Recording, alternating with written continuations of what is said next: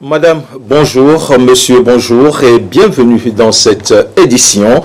Au sommaire, le Togo reste un pays qui attire les opérateurs économiques. Il figure à la 3e place dans la zone UEMOA. Qu'est-ce qui permet au Togo d'occuper une telle position? À découvrir dans cette édition. Nous parlerons également du projet Emploi décent pour les personnes handicapées. Qu'est-ce qui est fait à ce jour? Le bilan dans ce journal. Et justement, la semaine internationale des sourds démarre. Les activités avec Madame Pacho Amouzou. Bonjour. Bonjour. Enfin, l'artiste Jean Koumi fait parler de lui. Une nouvelle source d'inspiration dans ses œuvres, le coronavirus, à découvrir en fin d'édition. Voilà pour les titres. Bienvenue au journal du dimanche.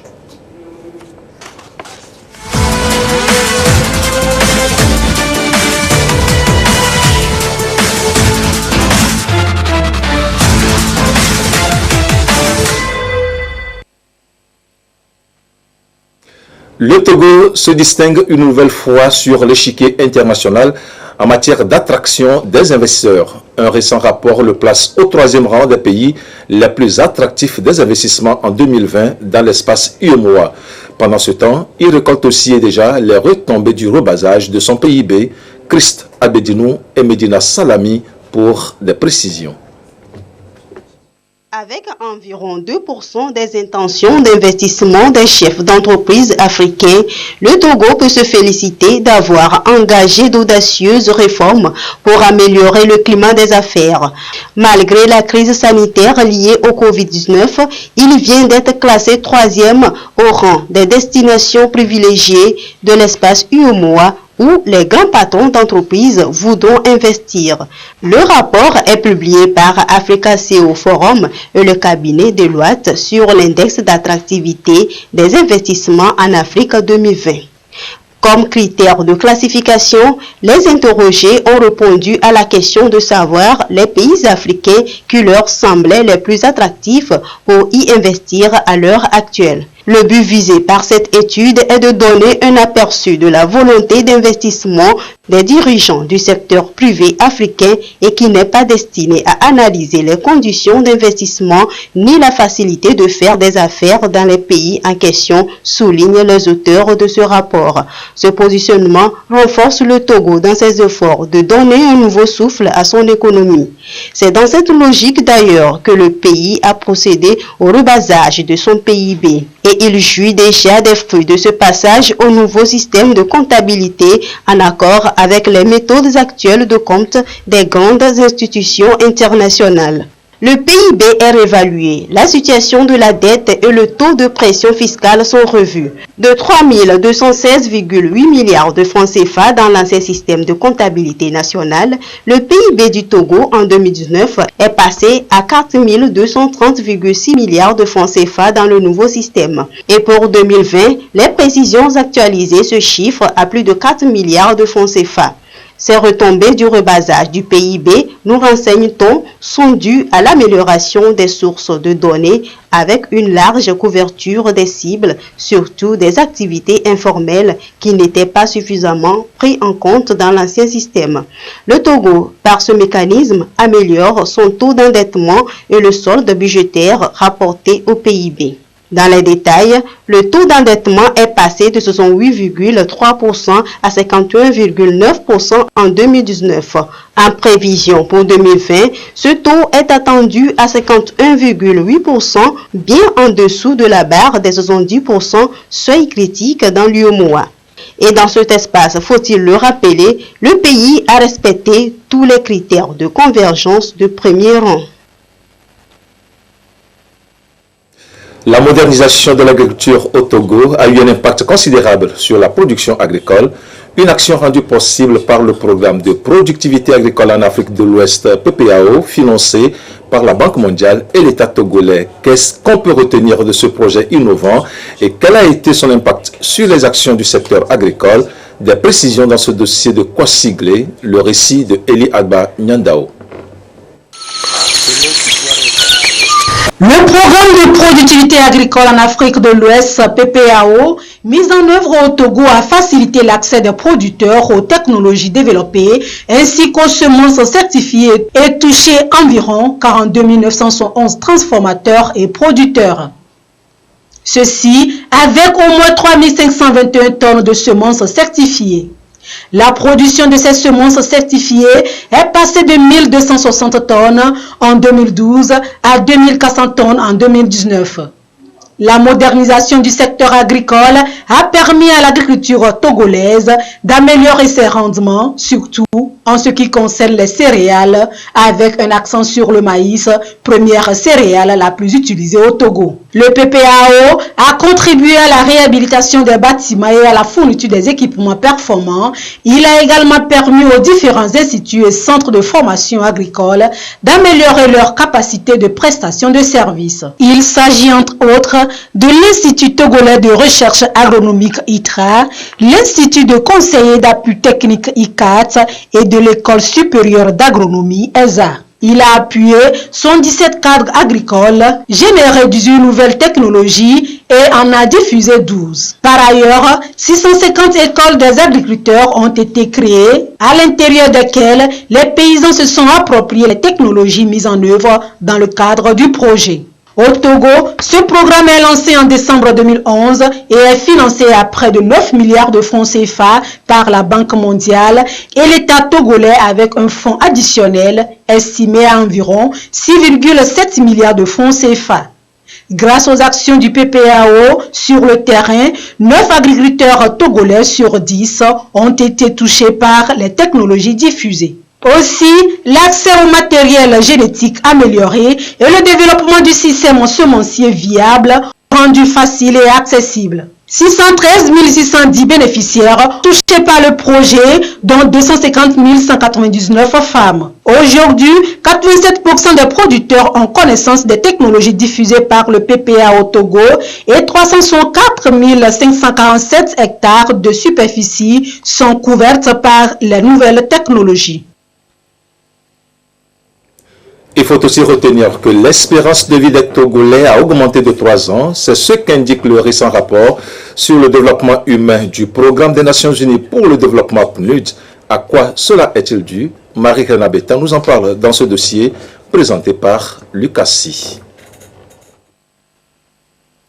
Selon un rapport du Programme des Nations Unies pour le développement PNUD, l'indice de développement humain du Togo est passé de 0,405 à 0,513, soit une progression de 26,6%. Le rapport stipule que l'espérance de vie des Togolais a augmenté de 3 ans entre 2010 et 2017. Des progrès sont enregistrés dans le système sanitaire, la pratique de l'hygiène, la promotion d'une agriculture biologique et durable qui aussi garantit la sécurité alimentaire. Le produit intérieur brut PIB par habitant du Togo a également connu un rallongement de 22,4% sur la même période. Et si l'espérance de vie moyenne au Togo est passée de 64,5 ans, le taux de mortalité infantile ainsi que celui de la mortalité se sont améliorés. Également, l'indice de fécondité se situait autour de 4,48 enfants par femme et l'on estime le taux d'accroissement naturel du pays à 2,69%. En ce qui concerne la pauvreté, elle est en baisse constante. De 61,7% en 2006, le taux de pauvreté au Togo est passé à 53,5% en 2017, d'après une enquête réalisée par l'Institut national de la statistique et des études économiques et démographiques, INSED. Ces avancées ont été nettement perceptibles dans les milieux ruraux qui sont des zones vulnérables et beaucoup plus touchées par la précarité. Elle était relativement élevée avec un taux de 73% en population rurale en 2006 et environ 63% en 2017. Une situation qui démontre les efforts du gouvernement pour le développement humain durable. Le Togo a procédé au rebasage de son PIB, ceci à travers la réévaluation de l'outil qui lui permet d'évaluer les activités et les flux de son économie. C'est suite à la migration du système de comptabilité nationale 1993 au système de comptabilité nationale 2008. Par ailleurs, Le Togo passe de 2007 à 2016. C'est l'ensemble de ces deux processus qu'on appelle le rebasage du produit intérieur brut, dont les résultats ont été présentés à la presse par les ministres de l'économie et des finances et celui de la planification, du développement et de la coopération. Compte rendu, Augustin Corsi. Le Togo actualise et met à jour la base d'évaluation de son économie. Le pays opte pour un nouveau système comptable national pour capter toutes les richesses de l'économie nationale. Le rebasage est axé sur le système comptable national 2016 en lieu et place de celui de 1993. C'est le fruit d'un long processus qui a permis déjà au pays d'améliorer la production intérieure brute. Face aux hommes des médias, le ministre Sani Yaya de l'économie et des finances apporte les précisions. C'est un grand jour pour notre pays. Un grand jour parce que nous sommes parvenus au bout d'un processus qui a commencé depuis le 26 novembre 2018 à un résultat qui est un résultat intéressant pour notre pays. Quand nous parlons de rebasage, ça veut dire nous étions sur une base donnée et nous changeons de base. Et cette base, c'est ce qu'on appelle le système comptable national, qui permet de capter toutes les activités et tous les flux de l'économie nationale. Il y a eu un nouveau système qui est le système comptable national de 2008, édicté, dont les règles sont édictées donc, par les Nations Unies et appliquées par toutes les institutions, notamment le Fonds monétaire international et toutes les autres institutions. Il était demandé aux États donc de devoir migrer vers le nouveau système comptable national de 2008. Nous appliquions sur une base de 2007 pour mesurer les évolutions de la production intérieure brute, le PIB. Et les Nations Unies recommandent que l'année de base ne soit pas plus ancienne que, plus loin que 5 ans. Nous avons profité pour actualiser, mettre à jour la base d'évaluation de notre économie. Nous avons avant tout bénéficié du leadership, des orientations du chef de l'État, Son Excellence M. Faure Essozinna Gnassingbé, président de la République, qui nous a soutenus pour conduire ces travaux avec beaucoup de rigueur, de professionnalisme, d'engagement. C'est un processus mené de bout en bout avec des partenaires techniques et financiers. Cette nouvelle base d'évaluation de la richesse nationale répond aux critères de la convergence et les résultats sont validés. Le produit intérieur brut de 2016 passe de 2618,1 milliards de francs CFA à 3574,4 milliards de francs CFA, selon le système comptable national de 2008. Nous avons un gain de réévaluation de notre richesse nationale de 36,5%. Nous sommes donc dans la limite exigée par les institutions pour mesurer la richesse nationale en tenant compte de toutes les mutations intervenues. Et à partir de ce moment, nous avons poursuivi l'exercice 2017, 2018, 2019 avec un gain de près de 30%. Certains pays n'ont pas pu atteindre ce niveau-là. Ces résultats ont été validés par nos partenaires techniques et financiers qui avaient participé à tout le processus. Même sur le plan familial, individuel, on a toujours besoin d'avoir des données pour pouvoir se placer, pour pouvoir se projeter. Elles permettent d'abord de suivre ce qu'on fait. Elles permettent de se comparer à d'autres. Le système de comptabilité nationale a évolué. Donc, il y a eu des changements. Le Togo ne va pas rester croiser les bras. Il faut bien que nous puissions aussi internaliser ces changements et améliorer notre production statistique. Donc, la révision du système de comptabilité nationale a permis de faire un nouveau travail, a permis de revoir les statistiques, la production, le PIB, comme on le dit couramment, le produit intérieur brut. Et donc, c'est la révision de ces manuels qui a entraîné cet exercice.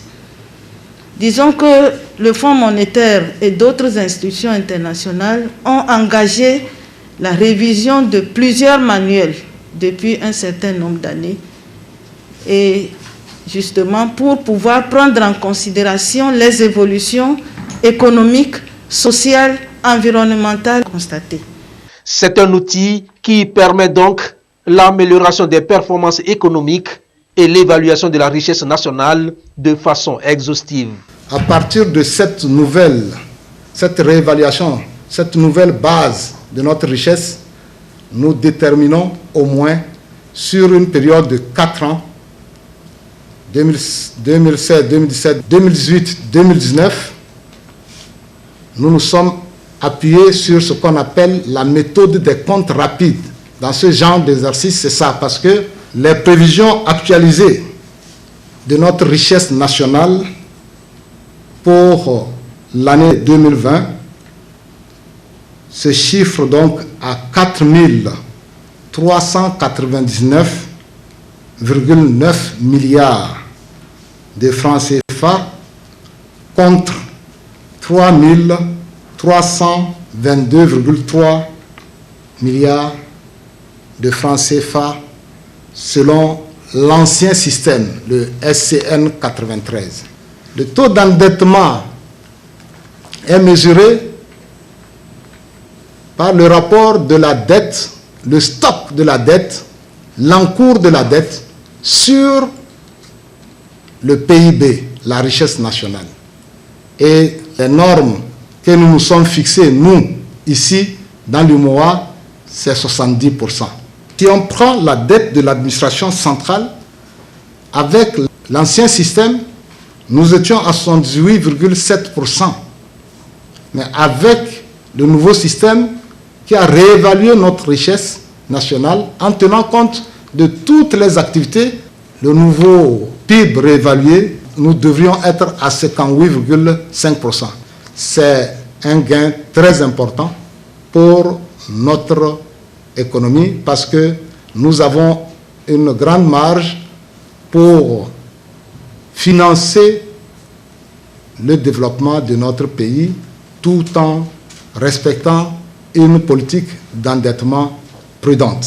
Il y a certains paniers de la ménagère qui n'étaient pas pris en compte dans ce que nous présentions quand on présentait les éléments de nos statistiques. Et quand ça s'améliore, quand vous allez sur le marché pour emprunter, vous avez de meilleurs arguments pour négocier et avoir des taux plus concessionnels, des taux plus bas.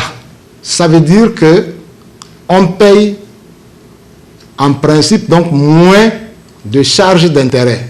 Dès lors que vous avez des taux plus bas, vous avez dans le budget moins de charges d'intérêt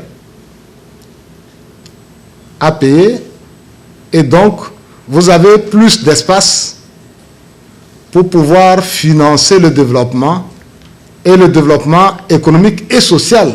Quand les partenaires privés veulent venir investir, ils regardent les notations.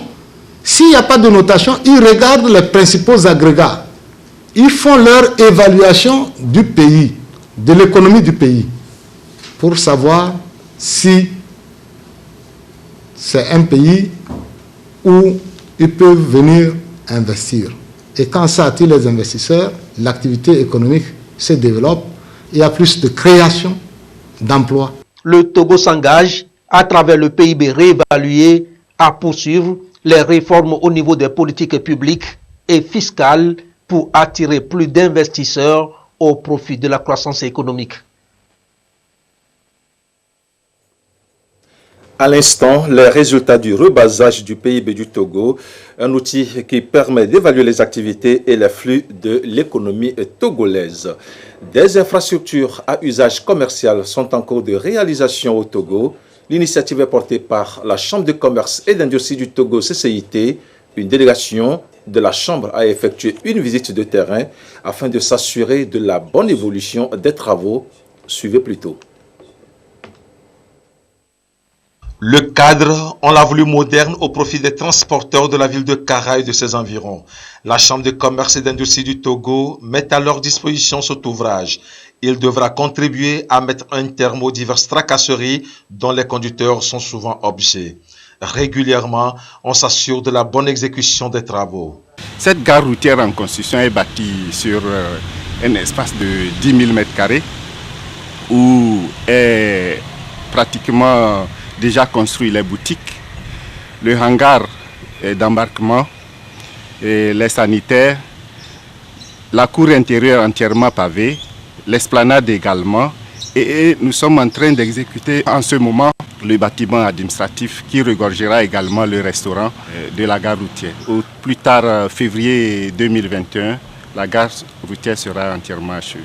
Ça sera la première gare routière moderne du Togo. L'avantage, c'est d'offrir l'essentiel des services de qualité aux transporteurs et les services autour de la gare et les commerces qui vont aussi également se développer autour de la gare routière. Dans la commune d'Agonive 6, un autre chantier suit son cours. Ici, à Aditi-Kopé, l'école de formation au métier de bouche sort progressivement de terre. C'est une infrastructure qui s'étend sur 3700 m². On y trouve un bloc pédagogique, des espaces cuisine, des restaurants et des chambres de pratique pour les étudiants. Sur le site, un atelier professionnel est également en construction. Il sera destiné à la formation des jeunes en mécanique automobile. Il est également prévu un hôtel-école 3 étoiles pour les stages pratiques des apprenants en hôtellerie. Des actions qui entrent dans la concrétisation du plan national de développement PND. Actuellement, une centaine de kiosques modernes à travers la ville de Lomé est réalisée au bénéfice des PME-PMI pour assainir leur environnement de travail. Une initiative de la CCIT pour encourager les jeunes à passer de l'informel vers le formel.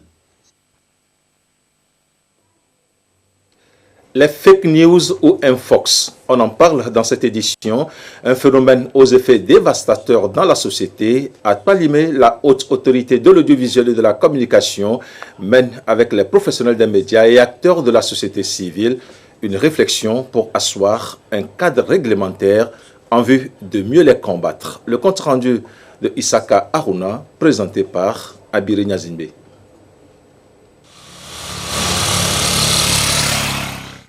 Les fake news, la nouvelle coqueluche qui n'épargne personne. Grâce au nouveau mode de communication, un nouveau genre de communicateur est né.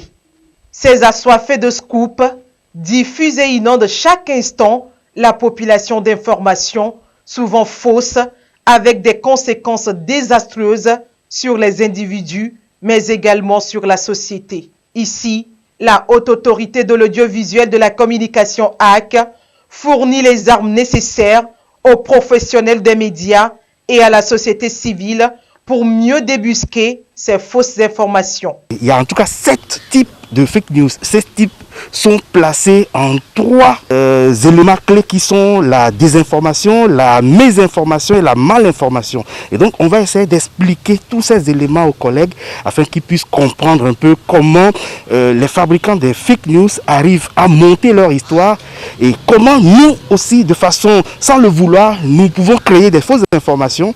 L'arme numéro 1 dont nous disposons pour lutter contre les fausses informations, c'est le doute. Nous devons douter de toute information. Maintenant, le doute nous amènera à la vérification.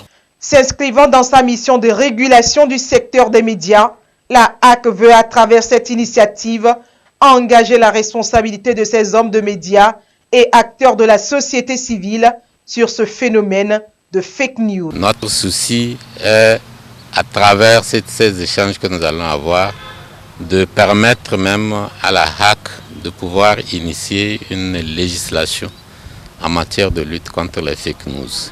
C'est pour cela que nous avons estimé que, en réunissant et les professionnels et la société civile et l'administration, puisque vous avez des ministères qui sont représentés, face à des équipes qui travaillent régulièrement sur les fake news, nous pouvons ensemble définir les contours des fake news, examiner les conditions de leur naissance, de leur diffusion et voir dans quelle mesure on peut commencer à réfléchir sur la façon de les réguler. C'est un phénomène qui piège même ces professionnels des médias apparemment aguerris. Le président de la HAC les invite à plus de vigilance. Le constat que cette même quête de l'exclusivité néfaste s'est révélé un véritable piège pour les journalistes portant professionnels, qui devraient se targuer d'avoir fait des armes dans les meilleures rédactions, voire dans de prestigieuses écoles de formation. C'est la raison pour laquelle les journalistes doivent toujours prendre le recul nécessaire face à une histoire dont ils n'ont pas été les témoins vivants. Ils doivent toujours se souvenir des principes qui fondent le traitement de l'information et qui sont la recherche constante de la vérité, de l'objectivité et de l'équilibre. Enfin, le sens critique de chaque acteur de la presse doit être un bouclier de plus face aux vagues incessantes d'informations sans source qui nous atteignent tous les jours. La même rencontre est prévue dans les jours à venir à Kara. L'initiative permettra à la fin à la HAC d'asseoir un cadre réglementaire pour une lutte efficace contre le phénomène de fake news au Togo.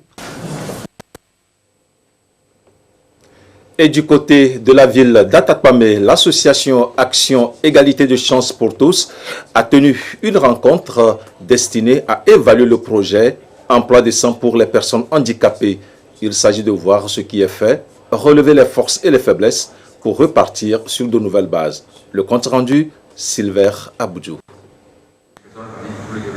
Depuis la mise en œuvre du projet Emploi décent pour les personnes handicapées, plusieurs actions ont été menées pour la promotion et la protection, mais aussi pour l'épanouissement de cette couche vulnérable.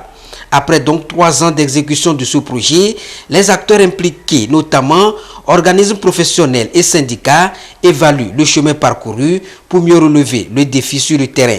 On tend vers la fin du projet. Cet atelier est comme un atelier bilan pour voir les aspects positifs, les aspects négatifs et voir si on a vraiment comblé les attentes des personnes handicapées. En fonction des recommandations, les partenaires techniques qui nous appuient sur le projet verront s'il faut reconduire le projet ou pas. C'est donc un cadre d'échange qui également a servi de formation et de sensibilisation sur le handicap en lien avec l'insertion socio-professionnelle. Les participants seront informés sur les différents types de handicap, informés sur le processus, c'est le module phare même de cet atelier, le processus de production du handicap, que beaucoup ignorent, parce que le handicap, il évolue. Et l'autre information importante qu'on va leur donner, c'est sur l'accessibilité. Une chose est d'avoir la volonté d'accueillir des apprentis ou d'accueillir des personnes handicapées dans leurs ateliers ou dans leurs services, mais l'autre aspect aussi est de rendre accessible ces ateliers, de rendre accessibles les services pour les personnes handicapées. L'initiative est de ACEPT, Action Égalité de chances pour tous, en collaboration avec ses partenaires qui, à travers ce projet, entend œuvrer pour soutenir les actions du gouvernement en matière de promotion et de protection des personnes handicapées au Togo. Et pour parler des personnes en situation de handicap, notamment les sourds, nous avons sur ce plateau Madame Patio Amuzo Abla Kodani, présidente de l'Association des sourds du Togo AST, enseignante à l'école EFATA. Elle est titulaire d'une licence en allemand. Madame, bonjour. Bonjour, monsieur Alain. Alors, c'est la Semaine internationale des sourds. Alors, qu'est-ce que la Semaine internationale des sourds?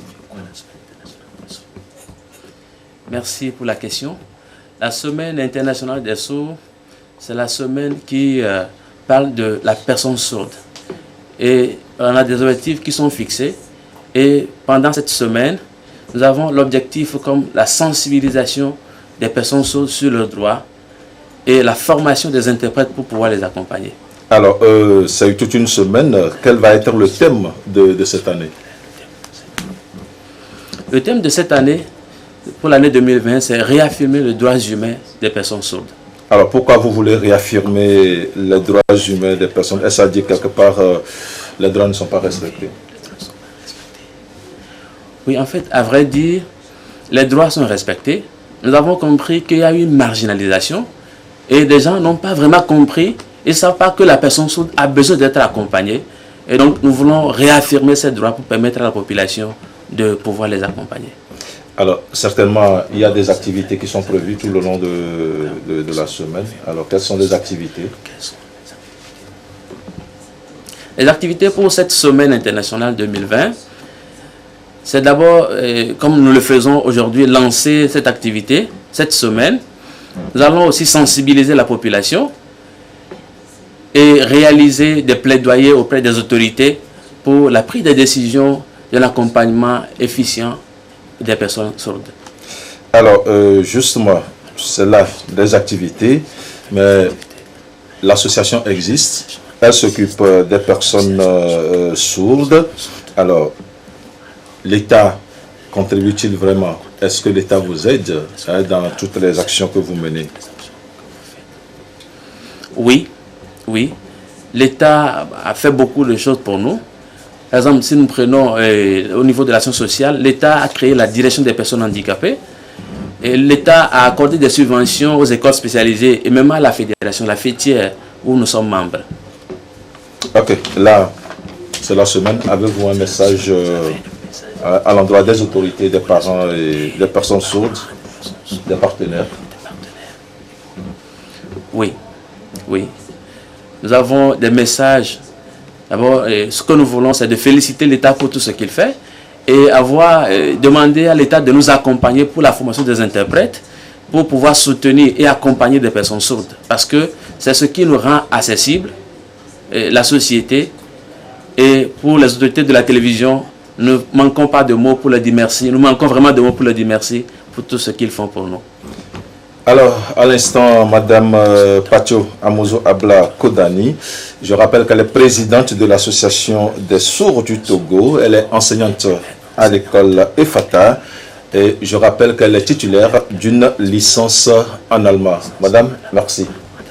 Merci, M. Aratem. La suite de cette édition. Pour la toute première fois, le Togo a célébré la journée mondiale de la contraception le 26 septembre dernier, hier donc. Une journée pour faire le point sur l'évolution des pratiques contraceptives et surtout informer le public sur les différents moyens de contraception. À l'occasion, l'Association togolaise pour le bien-être familial ATBF a offert des services gratuits dans les centres ATBF. Carmen Madji Akapo. Le Togo se joint à la communauté internationale pour célébrer ce 26 septembre la journée mondiale de la contraception édition 2020. En se joignant aux autres pays pour célébrer cette journée, Le Togo marque ainsi sa détermination à renforcer la sensibilisation des populations, en particulier des adolescents et jeunes, en matière de contraception et leur offrir des services et soins de santé de la reproduction de qualité avec un accent aux personnes en état de maladie chronique. La journée a pour mission d'améliorer la prise de conscience à la contraception et de permettre aux jeunes de faire des choix éclairés sur leur santé sexuelle et de la reproduction. Le thème retenu par le Togo est la contraception en période de Covid-19. C'est possible et en toute sécurité. Plusieurs activités sont au menu de cette célébration, notamment les offres de services gratuites de planification familiale à la clinique principale de l'ATBF et au centre d'excellence jeune d'Agoué Angomé. Don de matériel de lutte contre le Covid-19 à la région de la Kara, c'est un don de la mission médicale chinoise au Togo pour soutenir les efforts du gouvernement. Compte rendu, Nestor Mozo.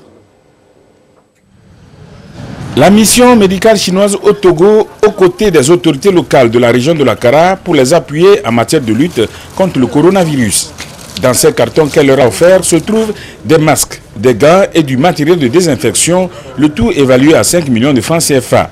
En remettant le don, la chef de la délégation, Li Xiaoting, a salué la coopération qui existe entre le Togo et la Chine et félicité le gouvernement pour les efforts consentis en vue de stopper la propagation de la maladie.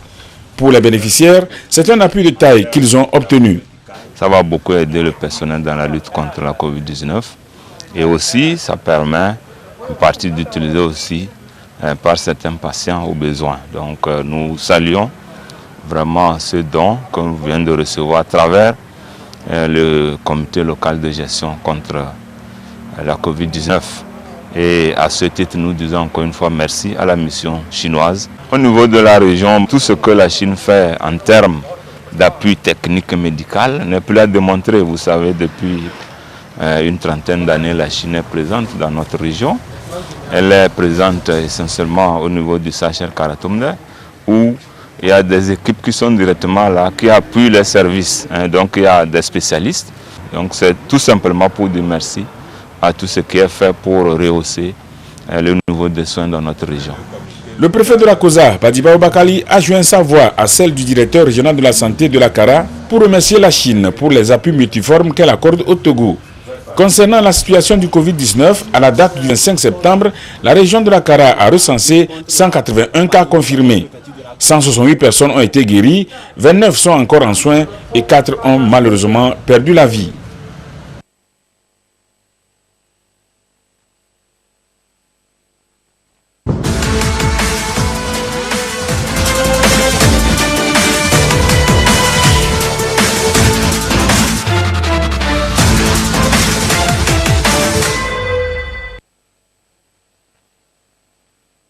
Le président de la transition au Mali, Banda, l'ancien militaire, et son vice, Assimi Goïta, le chef de la junte, ont été investis ce 25 septembre.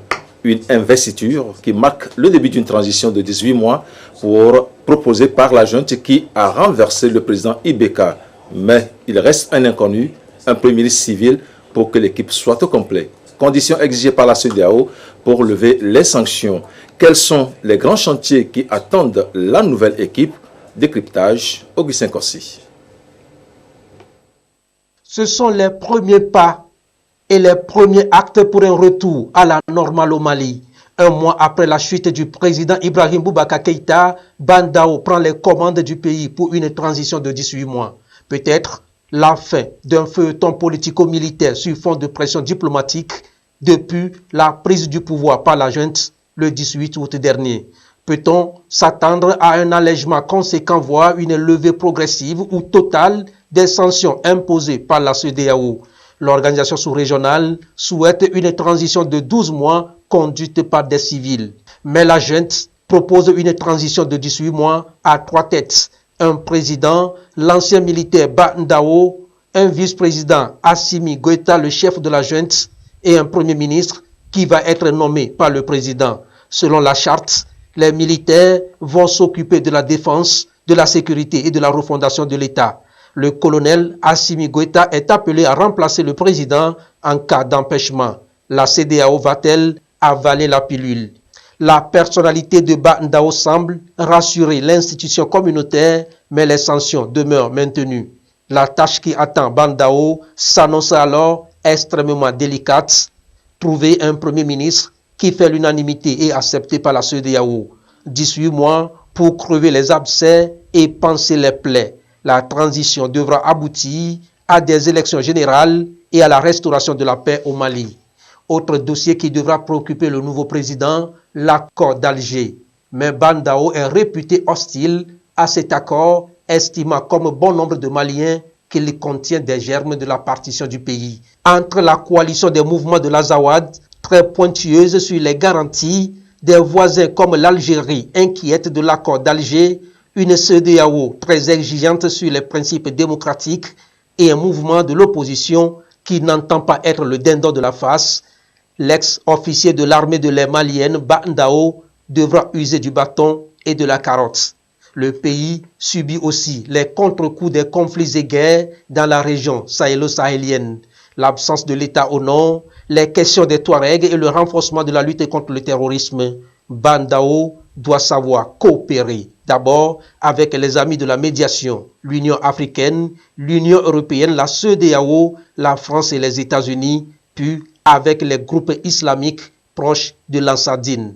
Une transition militaire vers un régime civil ne risque-t-elle pas d'être longue au Mali? Déjouer les tentatives de déstabilisation et conduire à un retour à la normalité économique, sociale, politique et sécuritaire, rétablir le lien entre l'armée nationale, la force française Barkhane et les forces du G5 Sahel. Le chantier est difficile, mais pas impossible. En attendant, Ba Ndao doit obtenir autour de la désignation du Premier ministre un consensus et parvenir à la levée de l'embargo imposé par la CEDEAO.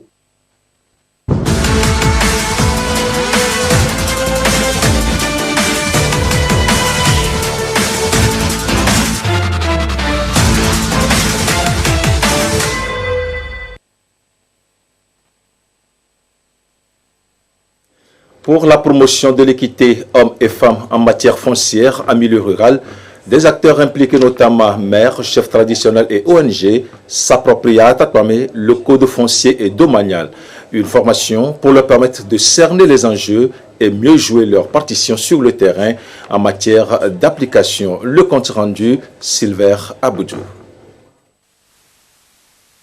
En juin 2018 a été adopté à l'Assemblée nationale le code foncier et domanial, un outil pour relever les enjeux dans le secteur foncier et améliorer la gouvernance foncière au Togo. Le code n'est pas encore cerné par les acteurs impliqués dans la gestion du foncier, d'où ce rendez-vous des maires, des chefs traditionnels et des organisations de la société civile, des groupes cibles pour susciter en eux un début d'inclusion et de participation. Un engagement de la synergie des organisations de la société civile pour asseoir une gouvernance foncière locale qui prend en compte les besoins des populations en milieu rural. Nous allons recueillir de cette loi les dispositions pratiques qui permettront aux maires et aux chefs de canton de bien travailler sur leur territorialité respective concernant la gouvernance foncière. Et enfin, nous allons insister beaucoup sur l'aspect respect du genre, parce que sur le terrain, on remarque qu'il y a une différence entre ce que la loi prévoit en matière d'équité genre et ce qui se fait concrètement. Donc nous allons sortir de cet atelier avec des recommandations permettant aux maires de mettre en œuvre le code foncier et aux chefs cantons de mettre également en œuvre ce code foncier avec le strict respect de l'équité genre. La fondation Konrad Adenauer, engagée dans le foncier pour l'accès des femmes à la terre, apporte son appui pour une meilleure gestion des terres, axée sur l'application du code pour désormais valoriser de façon rationnelle les terres, réduire les litiges et surtout faire en sorte que l'usage des terres contribue au bien-être de tous. Nous pensons que si nous agissons sur ces personnes, les femmes paysannes pourront jouir de leurs droits fonciers dans leur communauté. C'est pour ça que nous avons pensé les réunir ce jour pour les introduire dans les dispositions de cette nouvelle loi foncière et leur apporter les outils nécessaires pour pouvoir administrer efficacement leur population en ce qui concerne les problématiques foncières. À terme, les acteurs locaux vont efficacement jouer leur rôle dans la promotion de l'équité homme-femme en matière foncière dans les communautés rurales et surtout parvenir à vulgariser le code pour une meilleure gouvernance foncière au Togo.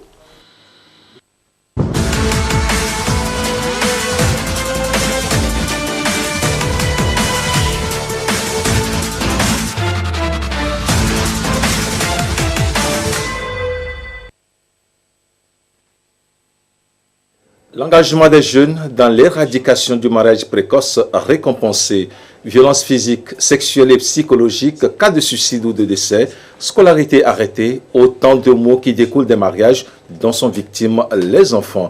La cérémonie dans ce reportage de Abel Abouchi, Solange Amandé, présenté par Dodo Aré. Marié trop tôt, une bande dessinée de sensibilisation qui retrace les conséquences sociétales, économique et sanitaire du mariage des enfants. Elle a été élaborée à l'initiative de l'ONG Wildaf Afrique de l'Ouest par des jeunes leaders engagés pour l'éradication de ce fléau. La bande dessinée de 32 pages répond à un objectif, contribuer à mettre fin au mariage d'enfants d'ici à 2030. Les initiateurs sont ici honorés. Je suis vraiment heureuse ce matin parce que pour moi, ça a été une belle initiative de la part de Wildaf et j'aimerais les remercier à ce propos. Donc, en tant que jeune fille, je participe déjà à l'éradication de ce fléau en parlant de cela autour de moi à travers les publications que je fais sur mes statuts et autres, à mes amis, aux parents. Si un parent veut vous marier, il y a un numéro vert disponible de l'État, donc vous pouvez appeler le 1011 pour plus d'informations. À cette rencontre, l'ONG Wildaf Afrique de l'Ouest veut réveiller les consciences vis-à-vis des désastres que le mariage d'enfants engendre. Nous avons commencé depuis 2016 à travailler pour aider nos filles, nos petites sœurs à jouir de leur jeune en tant que filles, à pouvoir poursuivre leurs études, à aller à l'école et à se réaliser pleinement. Et à faire en sorte que la question du mariage des enfants soit une question qui soit traitée qu'on ne marie plus les filles avant 18 ans. Nous travaillons au niveau de la sous-région, au Togo, au Mali et au Niger. Et nous avons fait des actions aussi bien, des actions de plaidoyer, que ce soit au niveau des autorités nationales, mais également au niveau des autorités de la CEDEAO, avec la pandémie du Covid-19. Et il fallait essayer de voir comment, tout en continuant à travailler, préserver la vie des uns et des autres. C'est un phénomène, si on veut que le phénomène puisse on puisse lutter efficacement, c'est une question homme et femme. Marier trop tôt est un outil accessible et convivial destiné aux enfants, aux corps enseignants, aux parents, bref à toutes les catégories sociales. Un outil pour faciliter la sensibilisation sur le mariage précoce dans les communautés africaines pour le changement de comportement et de mentalité.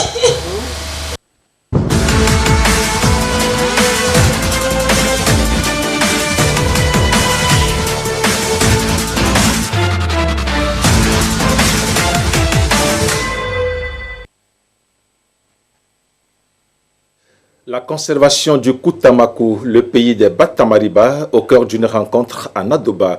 Le Koutamakou est classé au patrimoine mondial de l'UNESCO. Ces dernières années, les Tata, habitats des Batamariba et sens même du site de Koutamakou, ont été sérieusement détériorés. Le point de la rencontre, Nestor Mozo.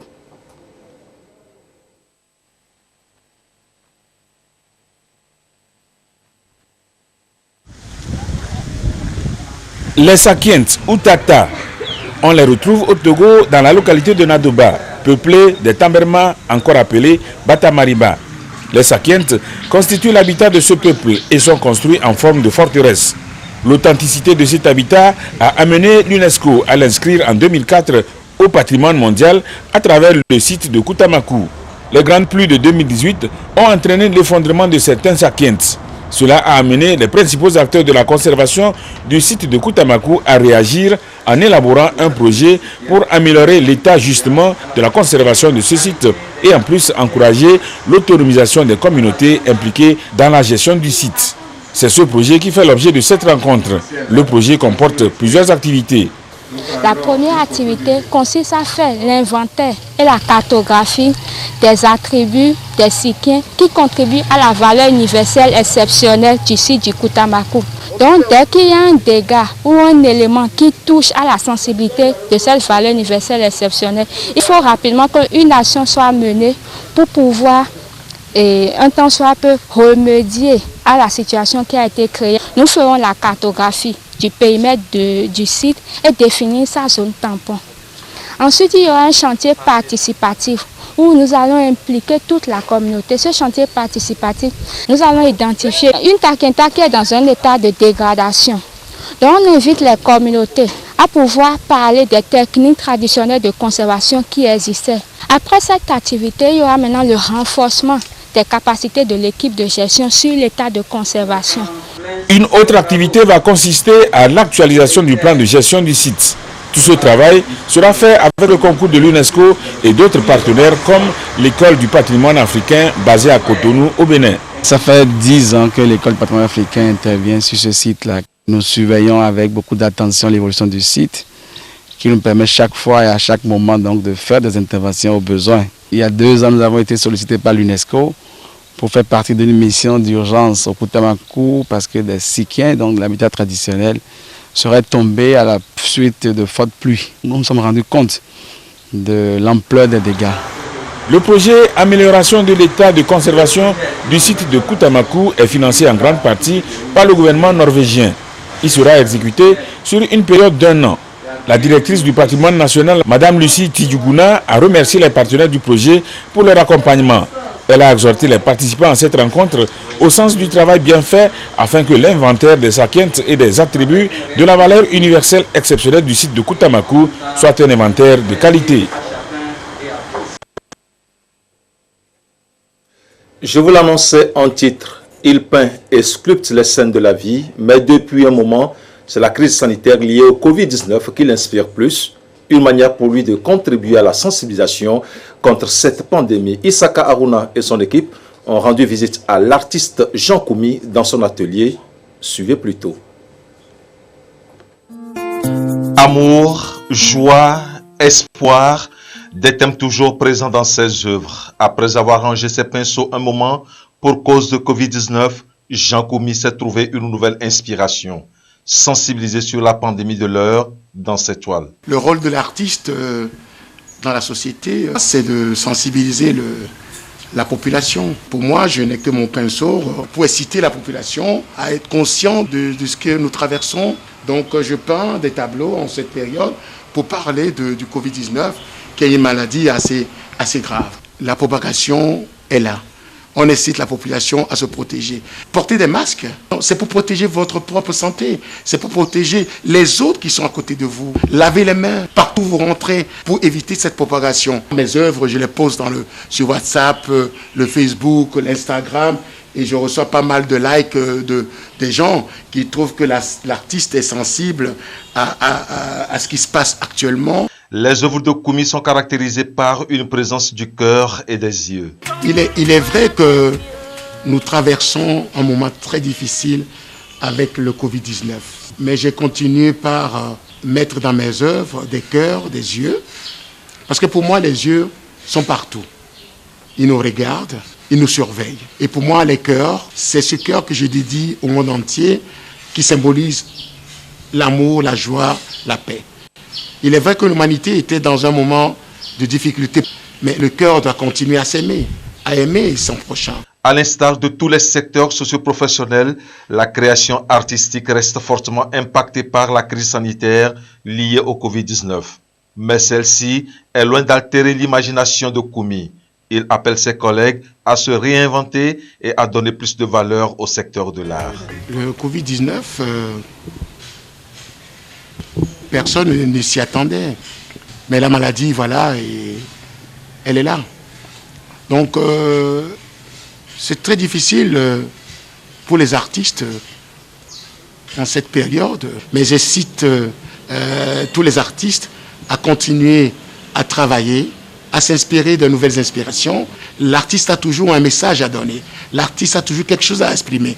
L'artiste ne doit pas rester avec son pinceau et ses peintures pour dire aujourd'hui, voilà, je n'ai rien, non, je ne vais pas peindre. Il faut continuer à travailler. Et je pense qu'après ça paiera. Après que le Covid-19 sera parti, on découvrira tout l'impact du travail de l'art. Jean Koumis s'inspire de l'environnement, de la nature, des végétaux, de l'espèce humaine, des animaux dans ses tableaux et sculptures. Ses œuvres sont soigneusement exposées dans cette salle aménagée et ouverte au public. Ainsi se referme cette édition. Merci à vous qui l'avez suivi. Au revoir.